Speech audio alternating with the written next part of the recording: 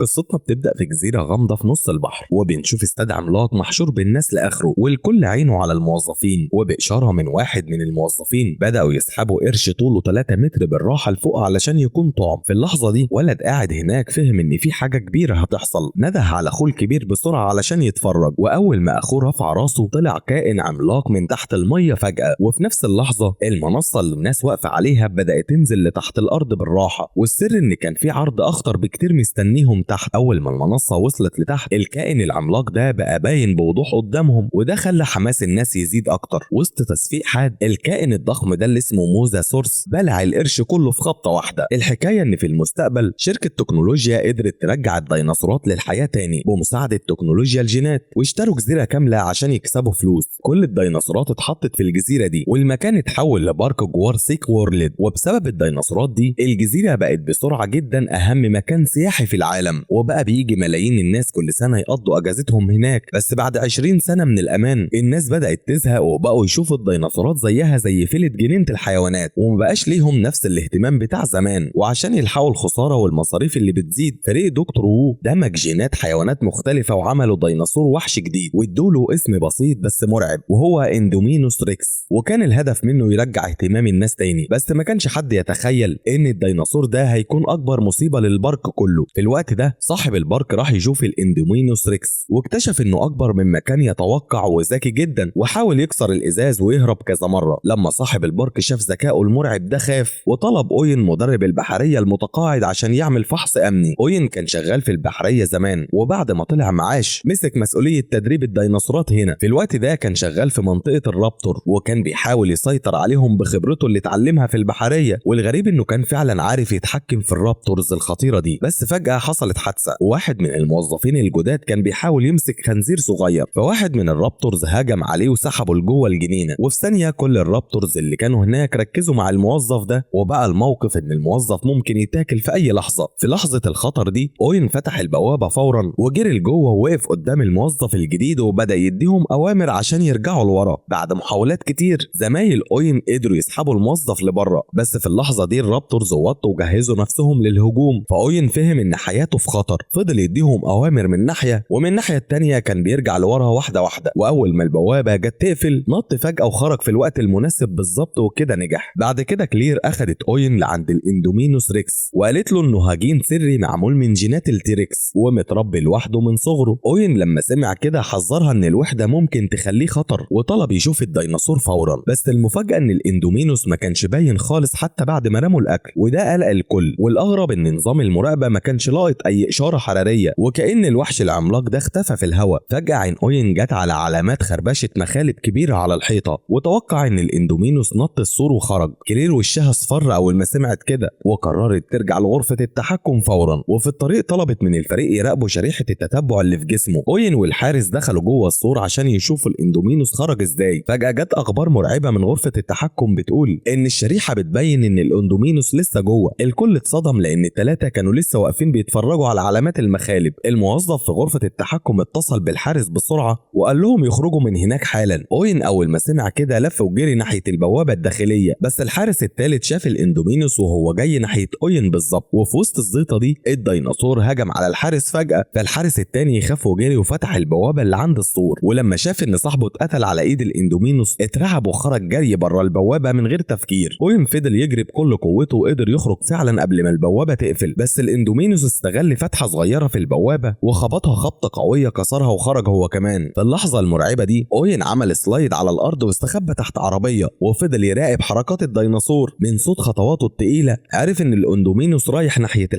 الحارس اللي كان مستخبي ورا العربية كان مرعوب لدرجة ان نفسه اتقطع. في نفس الوقت ده الاندومينوس ظهر زي الوحش وبلع الحارس في لقطة واحدة وهو صاحي. عشان اوين يحمي نفسه قطع خزان البنزين بتاع العربية وخلى البنزين يغرق المكان عشان ريحته تغطي على ريحته هو، فالاندومينوس ما يعرفش يشمه. وفعلا بعد شوية الاندومينوس ما عرفش انه موجود وطلع زئير قوي ومشي فجأة. بس دلوقتي الديناصور الخطير ده بقى حر بره القفص، وده خلى الكل في غرفة التحكم يترعب. وفي نفس الوقت عرف انه قرب يوصل لمنطقة الزوار اللي على بعد 5000 متر، وهناك في حوالي 20,000 بني آدم. كلير جهزت عشان تضرب انذار الخطر، بس صاحب البارك منعها فورا عشان لو الانذار اشتغل البارك كله هيقفل والامن هيتوجه له اسئلة، وممكن يوصل الامر لقفل المكان خالص. خالص. صاحب البارك كان واثق ان فريق الامن هيسيطر على الديناصور. في الوقت ده فريق المعسكر وصل للمكان اللي الشريحه بتبينه، بس ما لقوش الاندومينوس خالص. فجاه قائد الفريق شاف الشريحه مرميه على الارض، الديناصور شالها من جسمه، وفي نفس اللحظه نقطه دم بدات تنزل على ايده بشكل غريب. الكل بص لفوق وهم خايفين، ولما شافوه صدمهم. الديناصور استعمل جينات الحربايه وقدر يستخبى في البيئه اللي حواليه تماما. القائد كان لسه هيجري بس الديناصور مسكه في ثانيه، وباقي الحراس رفعوا اسلحه الصدمات وضربوا نار، بس الاندومينوس داس على القائد برجله التقيله وموته. باقي الحراس حاولوا يوقفوه بضربات الكهرباء، بس الاندومينوس خلص عليهم واحد واحد بدم بارد، وفي اقل من دقيقه ناس كتير ماتت. اوين اول ما سمع الخبر حذر كلير وهو متعصب وقال لها ان الاندومينوس ده وحش هو نفسه مش عارف هو ايه، ولو خرج من الغابه هيموت اي حاجه حيه قدامه عشان دي طريقته في الحياه، ولازم يستخدموا اسلحه حقيقيه عشان يوقفوه. بس كلير ما كانتش عايزه المكان يتحول لساحه حرب فرفضت، واوين خرج وهو غضبان. بس عشان سلامه ال20,000 شخص كلير في الاخر ضربت انذار الخطر في البارك كله. في قلب الخطر في الوقت ده الاخين كانوا رايحين يستمتعوا بجوله في البارك، واول ما العربيه بدات تتحرك الموظفين جالهم الانذار فوقفوا كل العربيات. بس الغريبه ان عربيه الاخين ما وقفتش وفضلت ماشيه جوه البارك بالراحه. المنطقه دي كان فيها ديناصورات كتير مسالمه زي التريسيراتوبس والستيغيسورس والبراكيوسورس. فجاه سمعوا انذار جوه العربيه بيقول ان في عطل والنظام هيرجعهم الفندق، بس الاخ الكبير ما كانش عايز يرجع، وبما ان معاهم اسوره دخول خاصه لانهم قرايب كلير فسيطروا على النظام وكملوا جولتهم لجوه البارك اكتر. كلير فجاه افتكرت ولاد اختها واتصلت بيهم، بس الشبكه كانت واقعه. لما عرفت ان عربيتهم بس اللي ما رجعتش اترعبت وطلبت فريق انقاذ، ولما لقيتهم مشغولين اضطرت تروح لاوين تطلب مساعدته. الاخين وصلوا لاخر منطقه في الجوله وشافوا السور مكسور، فدخلوا بالعربيه لجوه لحد ما وصلوا الغابه فيها ديناصورات. في الاول شافوا 4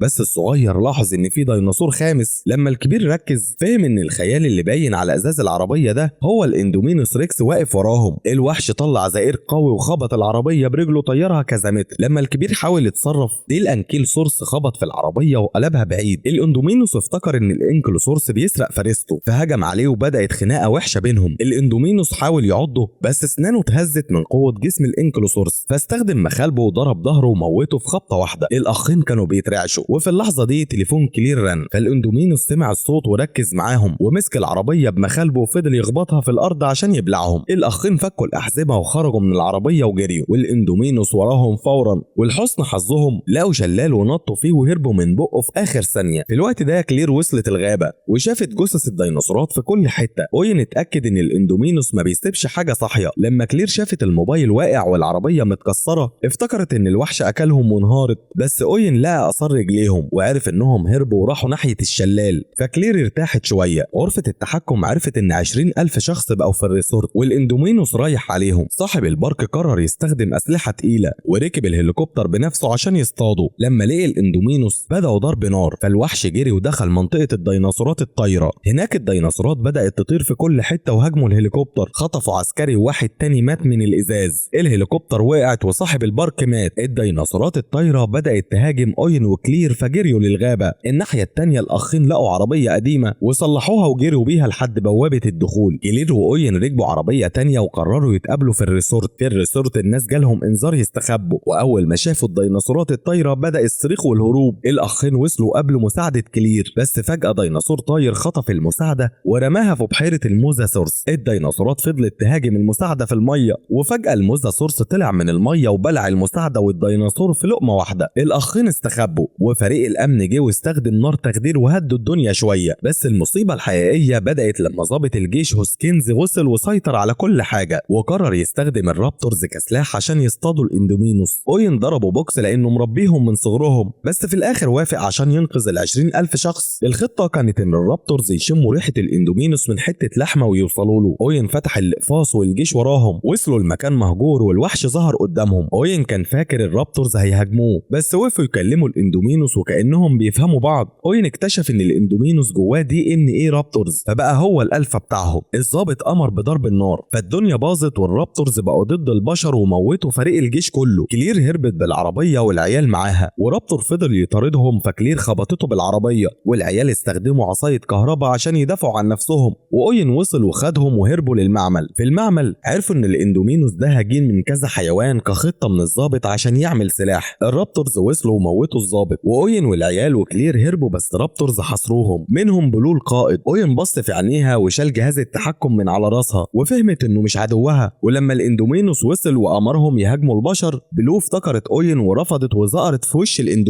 الاندومينوس ضرب بلو بعيد وموت الرابتورز التانيين. فكلير طلبت يفتحوا الباب رقم 9 وطلعت التيريكس اللي من 20 سنه. التيريكس هجم على الاندومينوس عشان يعرفوا مين البوس. التيريكس بدأ يضعف بس بلو رجعت تاني وهجمت معاه. الاتنين مع بعض ضغطوا على الاندومينوس ورموه عند حرف البحيره. وهنا بقى جت اللقطه القاضيه. الموزاسورس طلع من الميه بسرعه البرق، قفش رقبه الاندومينوس باسنانه وسحبه ونزل بيه اعماق البحر. وبكده انتهت اسطوره الاندومينوس وخلصت حكايته للابد بعد 3 سنين من الحادثه دي. وبنشوف غواصه جواها فريق دكاتره بيدوروا على الدي ان ايه بتاع الديناصور المرعب الاندومينوس. بعد شويه محاولات اخيرا بيلاقوا الدي ان ايه وبيبعتوه لبره البحر، لكن يا دوب الغواصه لسه هتبدا تطلع من الميه بيظهر ملك البحر الموزاسورس العملاق، وفي خبطه واحده بيبلع الغواصه كلها جواه. اشارات الغواصه بتتقطع تماما لانها اتدمرت بالكامل. وباقي اعضاء الفريق اللي واقفين بره على شط الجزيره بيبداوا يقلقوا بسبب انقطاع الاشاره. كانوا قلقانين لانهم مش عارفين ايه اللي حصل جوه الميه بالظبط. واحد من الفريق كان واقف على الشط وبيحاول يتصل بيهم، بس فجاه حس ان في حد وراه، ولما لف بيبص لقي ديناصور عملاق وراه. فخاف جدا وطلع يجري ناحيه الهليكوبتر بتاعته. وهو بيجري الريموت وقع من ايده واتكسر، وده كان الريموت بتاع البوابه اللي تحت الميه اللي معموله عشان تحبس الديناصورات. دلوقتي البوابه ما اتقفلتش كويس وعشان كده ديناصورات كتير خرجت منها. عضو الفريق وهو بيجري نط ومسك في السلم اللي نازل من الهليكوبتر، وكده قدر يهرب من الديناصورات اللي على الشط. لكن في اللحظه اللي بعدها الموزاسورس فتح بقه المرعب وطلع من البحر، وفي خبطه واحده بلع الراجل ده هو كمان. باقي الفريق اخدوا الدي ان ايه بتاع الديناصور وهربوا بجلدهم من المكان. من ناحيه تانية عرفنا من الاخبار ان الجزيره اللي كان مبني عليها حديقه جوار سيك وورلد واللي حصل فيها الكارثه، البركان اللي فيها بدا يشتغل، واللفه اللي طالعه من البركان ده بدات تقضي على الديناصورات اللي موجوده هناك بالبطيء. في الناحيه التانية كان في اجتماع لبعض الوزراء والسياسيين، والدكتور مالكوم خبير الديناصورات قال لهم ان الديناصورات هتموت بشكل طبيعي ودي حاجه كويسه، لانه كان مقتنع اننا لو عايزين ننقذ البشر لازم نقضي على الديناصورات دي تماما. كلير كانت بتتفرج على المقابله دي على التلفزيون مع فريقها. كلير دلوقتي بتدير منظمه لانقاذ الديناصورات، ولما سمعت كلام الدكتور مالكوم فهمت ان الديناصورات كده هتموت كلها في البركان ده، وعشان كده قررت انها لازم تعمل حاجه بنفسها. وفجاه جالها تليفون من راجل عجوز اسمه بنجامين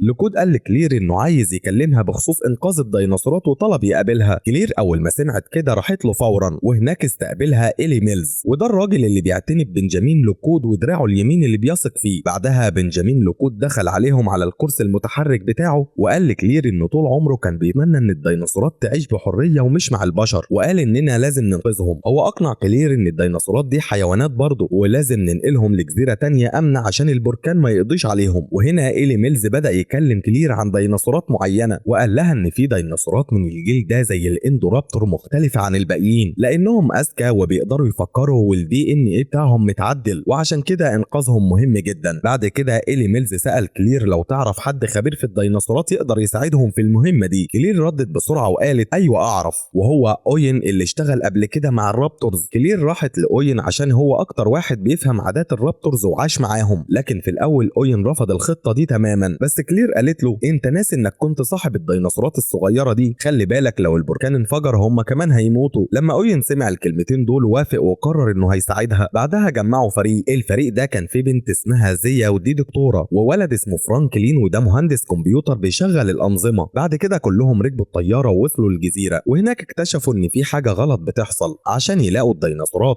فرانكلين اخترق النظام وقدر يحدد مكانهم. الراجل المسؤول هناك كان اسمه كين ويتلي، وقال لأوين يلا بسرعه نروح نمسك الديناصور ده. وباقي فريقهم مع شويه عساكر طلعوا يدوروا على الديناصورات. بعد شويه صغيرين لقوا الديناصورات دي، والديناصورات دي كانت اصحاب اوين القدام بلو. اوين قرب منهم وحاول يفكرهم انهم كانوا اصحاب زمان، وكان بيحاول يهديهم، لكن قبل ما يقدر يسيطر عليهم عساكر ويتلي ضربوا الديناصورات دي بحقن مخدره ووقعوهم. اوين لما شاف كده اتعصب جدا وقال لو كنتوا ناويين تعملوا كده جبتوني معاكم ليه؟ ويتلي قال له يخرس خالص، وبعدين ضرب اوين هو كمان بحقنه مخدره ووقعه في الارض، وبعدين اخد فريقه ومشي من المكان. في الناحيه التانيه بنشوف كلير وفرانكلين وهم قاعدين على الاجهزه بيتحكموا في النظام، لكن فجاه البركان انفجر وكل حاجه بدات تترج بعنف، حتى المبنى اللي هم محبوسين فيه بدا يقع حته حته، وبسبب ده طريق الخروج اتقفل وكلير وفرانكلين اترعبوا. فرانكلين قدر بأي طريقة يخترق النظام ويفتح باب تاني، بس المشكلة إن الباب ده كان بيفتح على الغابة على طول، وأول ما الباب اتفتح دخل منه ديناصور مرعب جوه المبنى، وقبل ما يخرجوا كان مستنيهم وبيرحب بيهم. لما شافوه الرعب زاد أكتر، وفرانكلين فضل يصرخ بصوت عالي. كلير حاولت تهديه وقالت له بص في سلم هناك ممكن نطلع لفوق. الاتنين نطوا بسرعة على السلم وطلعوا وقفلوا الباب وراهم عشان الديناصور ما يقدرش يطلع لهم. في مكان تاني في الغابة اوين كان مرمي ومغمى عليه، وفجأة ديناصور شبه الخرتيت قرب منه وفضل يلحس في وشه عشان يفوقه. بعد شوية اوين فاق، بس اول ما قام لقي اللفة بتغلي ومالية المكان حواليه. اتخض جدا وطلع يجري بسرعة، وهو بيجري قابل كلير وفرانكلين في سكته. التلاتة بقوا بيجروا مع بعض عشان ينقذوا حياتهم، والديناصورات كمان بتجري حواليهم، واللفة عمالة تقرب منهم بسرعة من ورا. عشان يهربوا من الديناصورات استخبوا ووصلوا العربية وقعدوا جواها عشان يهربوا بأي طريقة، لكن فجأة ديناصور مرعب قرب منهم، ووقتها كلير وفرانكلين كانوا جوه بس اوين كان لسه بره. دلوقتي اوين بره والديناصور بيجري عليه عشان يهجم، بس الحظ لعب لعبته وتريكس عملاق ظهر فجأة ومسك الديناصور ده من رقبته ورزعه في الأرض جامد، وبعدين التريكس سابهم في حالهم ومشي. اوين كمان وصل بالراحة لحد الشط، وهناك شافوا ناس بيمسكوا الديناصورات وبياخدوها مكان تاني، فقرروا انهم يمشوا وراهم. لكن اوين لاحظ ان في شوية ديناصورات الناس دول سابوهم على الجزيرة وما اخدوهمش، مع ان النار والدمار كانوا في كل حتة. بعدين بنشوفهم على سفينة وكانوا واخدين الديناصور الصغير بلو معاهم، وكان مضروب بالنار ودمه بينزف جامد. عشان ينقذوه كانوا محتاجين دم من ديناصور الدي ان ايه بتاعه يكون متطابق، وده كان التيركس. ومن حسن الحظ التيركس كان معاهم على نفس السفينة. كلير اخدت شوية دم من جسمه، وبمساعدة الدم ده الدكتورة زيا قدرت تعالج بلو. لكن السؤال اللي كان شاغل بالهم كلهم، الناس دول واخدين الديناصورات دي على فين؟ لما مشي وراهم اكتشفوا انهم واخدينهم على المكان اللي عايش فيه بنجامين لوكود. هو كان قايل لكلير انه عايز يعمل جزيرة امنة جديدة للديناصورات، بس الحقيقة ان ده كله كان كذب. الحقيقة ان الخطة دي كلها كانت بتاعة إلي ميلز، وانه كان عايز يجيب الديناصورات هنا عشان يبيعهم ويكسب فلوس كتير. في البيت القديم ده كان في بنت صغيرة اسمها مايسي لوكود، دي تبقى حفيدة الراجل العجوز. لما مايسي عرفت بالخطة وان الديناصورات دي هتتباع راحت تسأل إلي ميلز، بس هو كبر دماغه وقال لها يا حبيبتي انت فاهمة غلط، روحي نامي دلوقتي. بعد شوية لما إلي ميلز دخل أوضة العجوز بنجامين لوكود، من كلامهم بان ان لوكود ملوش دعوة بالخطة دي وانها كلها ملعوبة من إلي ميلز. لوكود سأله بعصبية انت بجد بتبيع الديناصورات؟ إلي ميلز انكر في الاول، بس لوكود قال له بوضوح لو بتعمل كده لازم توقف المهزلة دي فورا. لكن إلي ميلز كان في دماغه موال تاني خالص، لانه دفع فلوس كتير في الخطة دي وما كانش ناوي يتراجع. وفجأة جاب مخدة وكتم بيها نفس لوكود لحد ما موته. بعدها إلي ميلز حبس البنت الصغيرة مايسي في أوضة، لكن مايسي قدرت تهرب وتوصل لأوضة جدها، وهناك شافت ان جدها مات وفضلت تعيط. في الناحية التانية الناس المسؤولة على الجزيرة مسكوا اوين وكلير وحبسوهم هم كمان في أوضة. الاتنين كانوا محتاسين ومش عارفين يخرجوا ازاي، بس فجأة سمعوا صوت ديناصور قريب منهم. الديناصور ده كان محبوس في قفص جنب أوضتهم. اوين شافه وقرر يستفزه، ولما الديناصور جري ناحيته وهو متعصب خبط في الباب ووقع، ومن الخبطة دي الباب اتفتح. اوين وكلير طلعوا يجروا فورا، وهم بيجروا في طريقهم لأوضة لوكود قابلوا مايسي وهي بتعيط. قالت لهم ان جدها مات وحضنتهم، وقالت لهم كمان ان الراجل الخبيث ده إلي ميلز موجود في البدروم تحت وبيبيع الديناصورات. دلوقتي بنشوف البدروم وفي إلي ميلز مع دكتور عملوا ديناصور خطير جدا اسمه اندورابتور. الديناصور ده مرعب لدرجة انه بيهجم على اي حاجة بيتوجه عليها نقطة الليزر. كان في ناس اغنياء كتير هناك بيعملوا مزاد عشان يشتروا الديناصور الخطير ده. اوين وكلير كانوا مستخبيين وبيتفرجوا على كل ده، وفجأة الديناصور الصغير بلو وصل هو كمان. اوين فكر يستعين بيه تاني فشتت انتباهه ووجهه ناحية البدروم. الناس اللي هناك اول ما شافوا بلو اترعبوا وطلعوا يجروا. في نفس الوقت بنشوف وايتلي مسؤول المكان اللي كان غاوي يجمع اسنان الديناصورات، اول ما لقي فرصة دخل جوه وقرب من الاندورابتور الخطير اللي الناس كانت هتشتريه. ضربه بحقنة مخدرة عشان ينيمه ويخلع سنته براحته. اول ما اداله الحقنة بالبندقية الديناصور عمل نفسه نايم، بس هو في الحقيقة كان فايق ومستني اللحظة المناسبة، لان الديناصورات دي بقت متطورة جدا وبتقدر تفكر وتفهم. ولما وايتلي دخل القفص وبدأ يحاول يخلع سنة الاندورابتور الديناصور بطل تمثيل فجأة وهجم عليه اكله وموته، وبكده الاندورابتور بقى حر تماما وبدأ يلف في المكان براحته. في حتة تانية بنشوف الدكتور وولو صنع الديناصور المرعب ده، وكان بيحاول يهرب وياخد معاه الدي ان ايه بتاع ديناصورات تانية، لكن فرانكلين مسكه وضربه حقنة خدره. في نفس الوقت الحراس وصلوا، بس الدكتور زيا وفرانكلين فتحوا قفص الديناصور الصغير بلو. اول ما خرج هجم على الحراس كلهم وموتهم بأي طريقة. الدكتور وفرانكلين وبلو قدروا يهربوا من المكان، لكن في وسط كل ده غاز سام بدأ ينتشر في المكان كله والموقف بقى أخطر بكتير. فرانكلين حاول يخترق النظام بسرعة عشان يوقف الغاز ده. في الناحيه التانيه الاندورابتور المرعب ظهر قدام اوين وكلير. اوين لما فهم الموقف طفى النور كله بسرعه علشان الديناصور ما يشوفهمش، لكن لسوء الحظ اول ما فرانكلين عمل ريستارت للنظام النور كله رجع يشتغل تاني والاندورابتور شافهم. هما الاتنين كانوا ورا ازاز بس الاندورابتور كسر الازاز وبدا يقرب منهم. هنا البنت الصغيره مايسي صرخت من الرعب وطلعت تجري. الاندورابتور سمع صوتها ومشي وراها. كلير قالت لاوين بسرعه روح الحقها. اوين اخد بندقيته وجري ورا الديناصور. مايسي دخلت اوضتها واستخبت على السرير وعملت نفسها نايمه عشان الديناصور ما يأذيهاش، بس الاندورابتور فضل يشم ريحتها لحد ما وصل لها. كان خلاص هيمسكها بس اوين فتح الباب ودخل وحاول يضربه بالنار، لكن البندقيه ما كانش فيها رصاص اساسا والديناصور ما تأثرش وبدا يسحب اوين ناحيته. وفجاه الديناصور الصغير بلو ظهر وهجم على طول على رقبه الاندورابتور العملاق،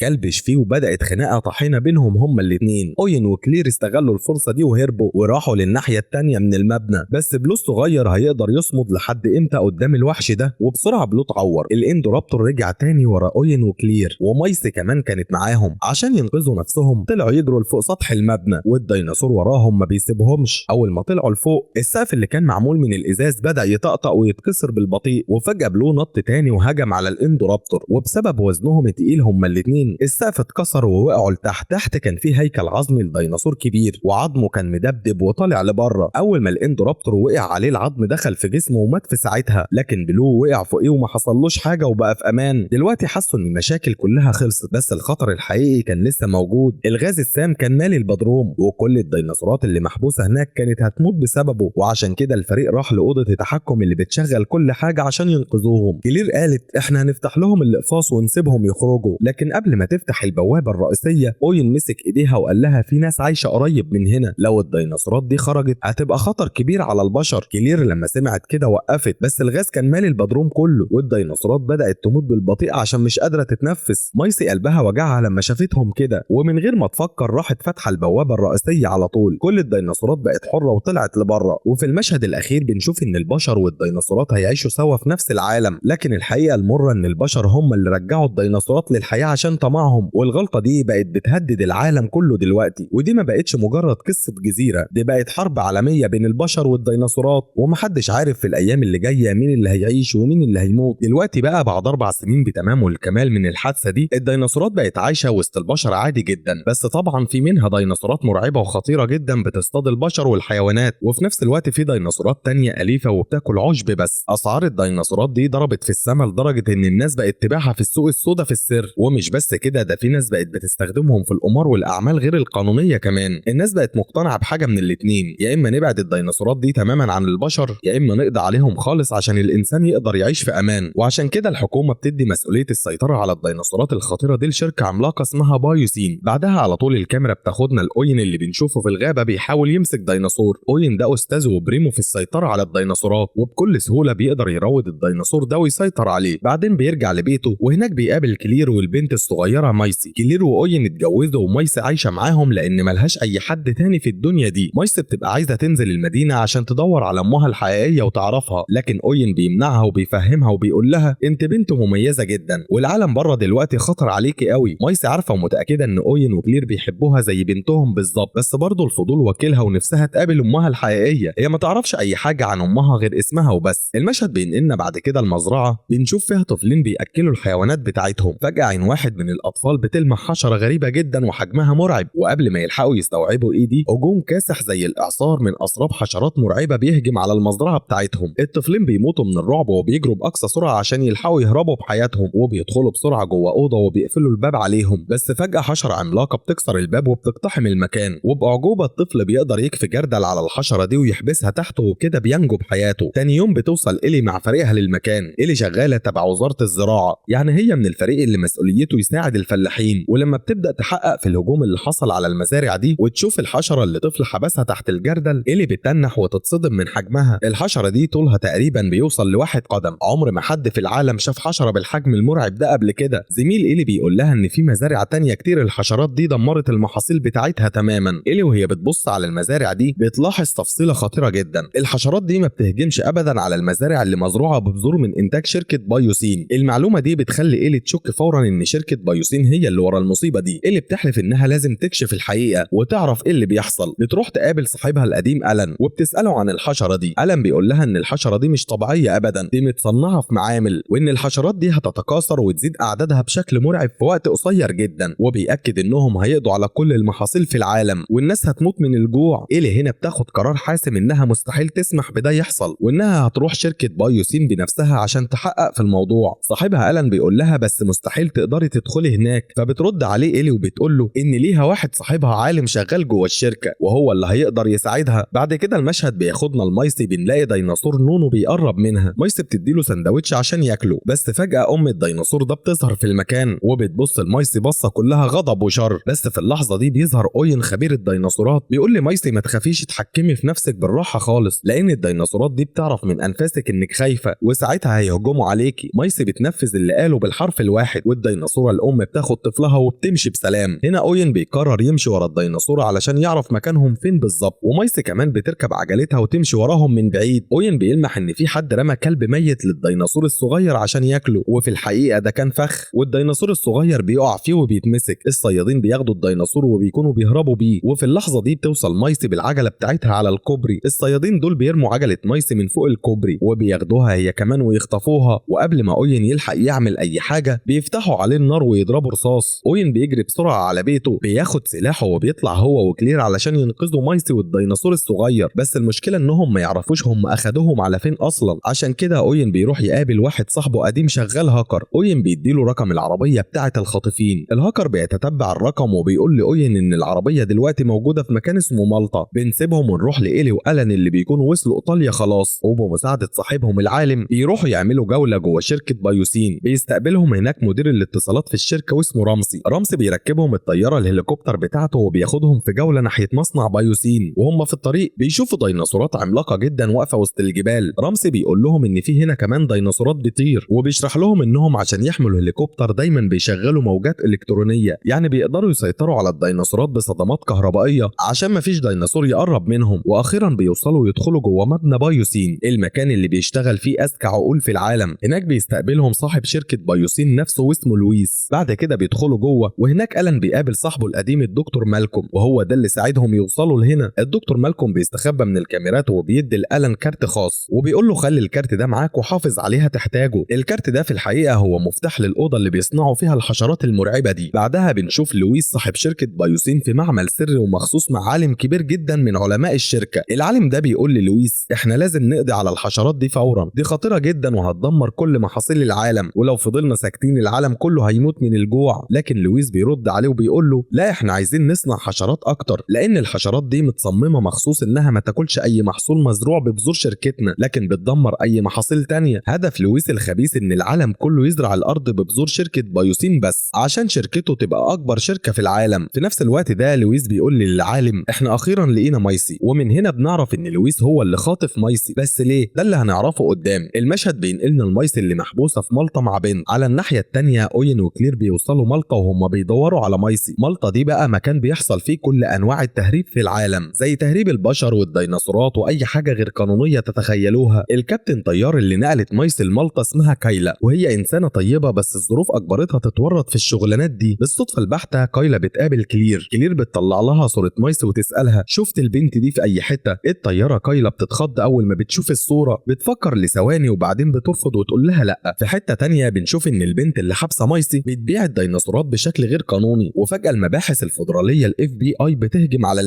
المكان بيتحول لساحة حرب في لحظة. الاف بي اي والمهربين بيضربوا نار على بعض بجنون. البنت اللي خاطفة مايسي بتستغل الفرصة وتهرب، والراجل اللي كان بيشتري منها بيهرب هو كمان، بس اوين بيلمح الراجل ده وبياخد باله منه وبيجري وراه عشان يعرف منه مكان مايسي. اصل الراجل ده هو نفس الشخص اللي خطف مايسي من على الكوبري، وعشان كده اوين عرفه فورا. بسبب ضرب النار والهرجله دي كلها صناديق الديناصورات بتتفتح وكل الديناصورات بتخرج وتنتشر في المكان. الديناصورات المرعبه دي بتهجم على الخاطف اللي كان بيجري. ديناصور بيمسك ايده من ناحيه والتاني بيمسكه من الناحيه التانيه. الراجل بيفضل يصرخ باعلى صوته. اوين بيطلع له سكينه ويساله عن مايسي. الراجل بيعترف وبيقول له انه خطف مايسي باوامر من لويس، وان مايسي دلوقتي موجوده في شركه بايوسين. وفجاه ومن غير اي انذار ديناصور ثالث بيطلع من وراه وبياكل راسه في قطمه واحده. في نفس الوقت البنت الخاطفه بتطلع جهاز ليزر وتوجهه على ضابط شرطه، وفي ثانيه الديناصورات بتهجم عليه وتفترسه، لان دي الديناصورات اللي متصنعه مخصوص عشان تهاجم اي هدف بيتوجه عليه شعاع الليزر ده. ودول اللي شفناهم في الجزء الثاني. ولو عايزين تشوفوا الجزء الثاني دوسوا على زرار زرار الاي اللي فوق. كلير بتحاول تخطف الليزر من البنت دي، بس البنت بتوجه الليزر على كلير نفسها. الديناصورات بتشوف الليزر وبتبدا تطارد كلير بجنون. كلير بتجري عشان تنقذ حياتها وبتنط من فوق سطح مبنى وبتتعلق في بلكونه المبنى اللي قصاده. الطياره كايلا بتشوفها وبتقول لها تنط على العربيه النقل اللي هي راكباها تحت. اول ما كلير بتنط كايلا بتدوس بنزين وتطير بالعربيه من المكان، بس الديناصور بيفضل يجري وراهم. كلير بتلاقي اسطوانه جوه العربيه بتروح رميها على الديناصور فبتعوره وبيقع في مكانه مصاب. بنرجع لاوين اللي بيستخدم خبرته الكبيره وبيقدر يحبس ديناصور جوه قفص، وفي اللحظه دي بيجي له تليفون من كلير وبتطلب منه يجي لها في مكان معين. اوين من غير ما يضيع ثانيه بياخد موتوسيكل وبيطير بيه، بس البنت المهربه الخبيثه بتوجه عليه ضوء الليزر من وراه والديناصورات بتطلع تجري ورا اوين عشان تفترسه. على الناحيه الثانيه كلير بذكائها بتقدر تهرب من الديناصورات اللي كانت بتطاردها وبتوصل لبر الامان، بس الديناصورات لسه بتجري ورا اوين وبتطارده بشراسه. اوين بيسوق الموتوسيكل باقصى سرعه وبيدخل بيه على ممر الطيارات في المطار، المكان اللي الطياره كايلا مستنياهم فيه عشان تطير بيهم لمايسي، بس الديناصورات لسه ورا اوين ما بتسيبوش. وهنا بنشوف مشهد اكشن يحبس الانفاس. اوين بيسوق الموتوسيكل وبيدخل بيه جوه الطياره وهي بتتحرك من ورا، وفي ديناصور بينط وراه جوه الطياره، لكن اول ما الطياره سرعتها بتزيد وتطير موتوسيكل اوين بيخبط في الديناصور بكل قوه والديناصور بيقع هو والموتوسيكل بره الطياره. بنرجع تاني لمايسي اللي موجوده دلوقتي في معمل شركه بايوسين مع عالم. العالم بيفهمها وبيقول لها يا مايسي انت مش انسانه عاديه، انت طفله مميزه جدا، انت مالكيش اب بيولوجي، مامتك كانت عالمه وهي اللي صممتك مخصوص من خلاياها هي شخصيا، بس بعد فتره الخلايا بتاعتك وبتاعت مامتك بدات تبوظ وتنهار. مامتك خطرت بحياتها وعملت مضاد حيوي واديتهولك في حقنه، الحقنه دي انقذت حياتك انت، بس للاسف هي ما قدرتش تنجو وماتت. كل الحكايه دي مامة مايسي كانت مسجلاها في فيديو سايباها رساله لمايسي، ولما مايسي بتتفرج عليه بتعيط وتتاثر جدا. على الناحيه الثانيه بنشوف إيلي وألان جوه بايوسين بيقدروا يوصلوا للاوضه اللي بيصنعوا فيها الحشرات المرعبه اللي بتدمر المحاصيل دي. لسه بيمسكوا حشره عشان ياخدوا منها عينه، فجأة جرس الانذار بيضرب باعلى صوت وكل الحشرات بتصحى وتتحرك، وقبل ما الحشرات تلحق تعمل اي حاجه إيلي وألان بيهربوا من المكان باقصى سرعه. في الحقيقه جرس الانذار ده ضرب لان مايسي استغلت فرصه وفتحت للديناصور الصغير اللي اتخطف معاها وخلته يهرب، ومايسي وهي بتهرب من المكان بيتقابل في سكتها إيلي وألان. إيلي اول ما بتشوف مايسي بتعرفها فورا لان